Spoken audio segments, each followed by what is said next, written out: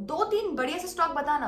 40 से 50,000 के अंदर इन्वेस्ट करना है। यार मेरे पास तो HDFC, टाटा मोटर्स और टाइटन है, काफी अच्छे रिटर्न्स दिए इन तीनों ने, वही इन्वेस्ट कर दे, फिर तो बढ़िया है, मैं भी वही इन्वेस्ट कर देती हूँ। थैंक्स यार। सच सच बताओ, आप लोग भी ऐसे ही इन्वेस्ट करते हो ना?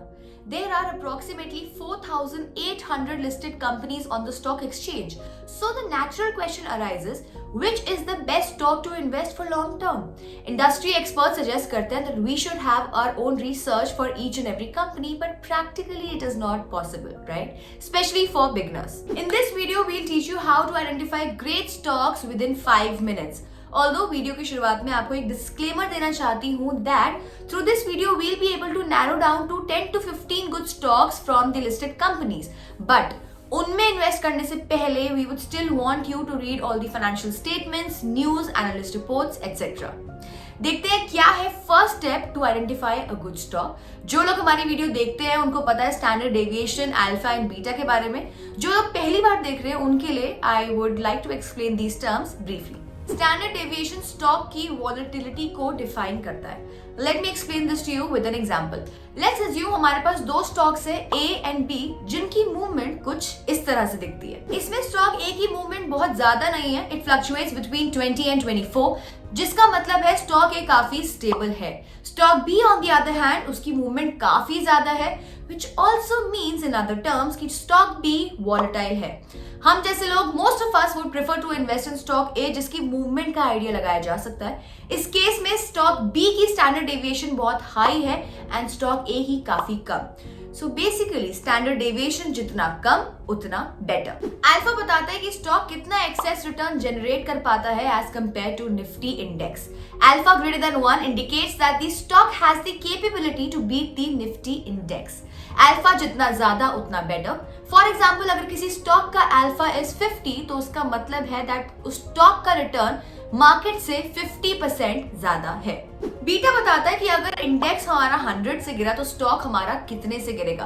फॉर एग्जाम्पल, अगर बीटा किसी का है 1.5 तो इसका मतलब है कि हमारा इंडेक्स गिरा 100 से एंड स्टॉक गिरा 150 से। Ideally beta should be between 0 and 1, 0 से जितना पास उतना बेटर।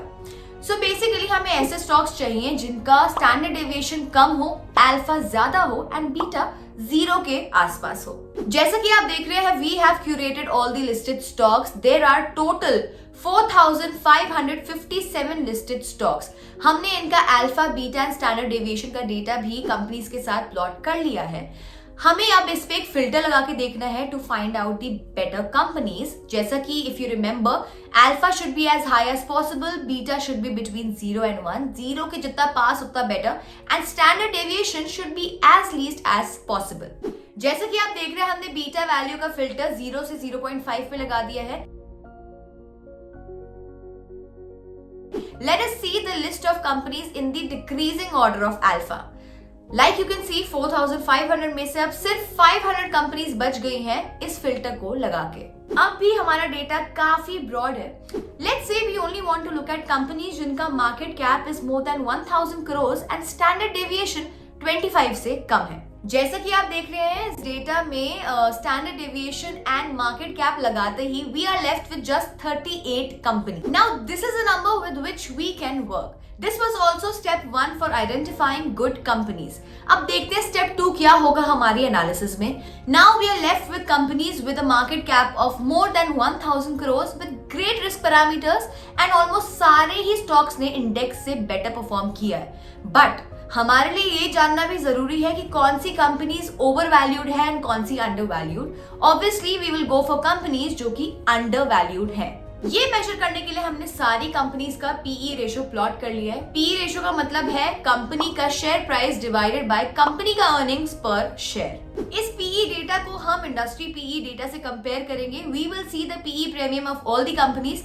इसका मतलब है कि इन स्टॉक का पी अभी इंडस्ट्री से कितना ज्यादा प्रीमियम पे है। अगर ये प्रीमियम नेगेटिव हुआ तो दिस इज एन इंडिकेशन कि कंपनी अंडर वैल्यूड है अभी, एंड ज्यादा हुआ तो these companies are overvalued. जैसे कि आप देख रहे हैं, हमने पीई कॉलम को येलो से हाईलाइट कर दिया है एंड पीई प्रीमियम को ब्लू से। अगर हम पीई प्रीमियम पे लेस देन 0 का फिल्टर लगाते हैं, then we are only left with 12 companies. This completes our second step in identifying good stocks.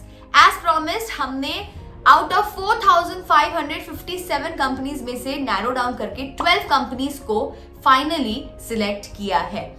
But as mentioned earlier, we would want you to still do your research after this video. We would like you to read the company's financial statements like cash flow, balance sheets. Also, we would like you to read the latest news articles about the companies to see where they're heading and then take your final call. Obviously, एकदम full proof तरीका नहीं है, but this will definitely give you a good start in the world of stock market. In case you're opening an account for trading in stock market, you can watch this video right here. Let us know in the comment section if you have any doubts regarding this video. We'll be happy to comment back. Till then, be kifayati.